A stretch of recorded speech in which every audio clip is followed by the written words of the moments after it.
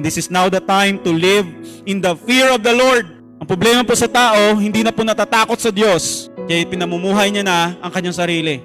Pero kung tayo takot sa Panginoon, tayo po ay magkakaisa sa pangalan niya.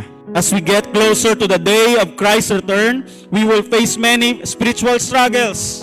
Marami pa pong darating, pero tandaan niyo po na mas malakas ang ating Panginoon. Difficulties, busyness should never be excuses for missing church services. We Christians should mag-motivate ang ating sarili to make an even greater effort to be faithful in meeting with other believers and participating in mutual encouragement. Sabi nga, ang joy ng salvation natin, ang assurance that Jesus will be with us no matter what life's challenges we face. Sa lahat ng pagkakataon po, hindi po tayo pinabayaan ng Diyos. Patuloy ka lang kapatid, dahil ang Diyos ay nasa sayo. Whenever you face challenges or trials, remember this 3 things. To overcome with obedience in His words, hope in Jesus Christ, and the joy in service, fellowship, and in our salvation.